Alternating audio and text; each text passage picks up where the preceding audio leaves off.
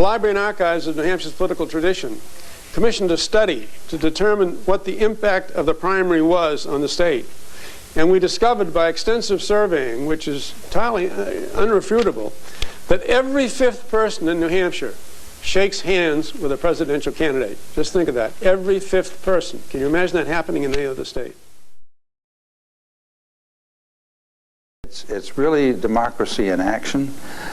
If you've been to any of the events, and I've been to events for every candidate, I've seen tremendous crowds, larger than usual, with real enthusiasm and asking questions, so that's why I say that we're a part of something that's a wonderful thing, and I think it's probably one of the best examples of what the original founders hoped would happen than has happened in recent years. In 1984, it was Gary Hart's second-place win in Iowa that really helped him get a bump in New Hampshire. And one of the things that we did on that campaign that I think was very helpful is, instead of leaving him in Iowa the night of the caucuses, we brought him to New Hampshire that night, so that when he finished second, every reporter who wanted to interview him interviewed him in New Hampshire, and that helped tremendously in his subsequent win in the New Hampshire primary.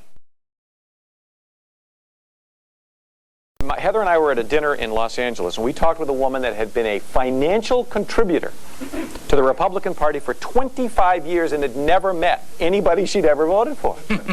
Because she lived in Los Angeles. She said, oh, I've seen them at dinners. They've been, at the end of the room. But she didn't even want to go up after a certain point because she felt that wasn't her role. Her role was to be a functionary, just a number, just a cipher. In New Hampshire, you are a big deal. And if you ask somebody for their vote, it's a real personal commitment.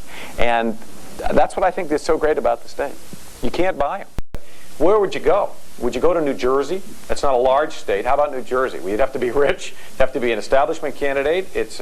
Well, how about California? Let's go to the West. Let's go to the South. I mentioned Arizona with 7 media markets. It's easy to say New Hampshire isn't representative until you try to find the first-in-the-nation primary state that would be representative. And then, well, wait a minute, that's too much labor, or that's not enough labor. The point is, we've been doing it well for almost a century now. And we have done it with a commitment, not to ourselves, but to the candidates. And I think that that's why New Hampshire has picked so many winners and will continue to do so, and why the people care about it so much. Back in 92, 94, we had 65 people on our ballot.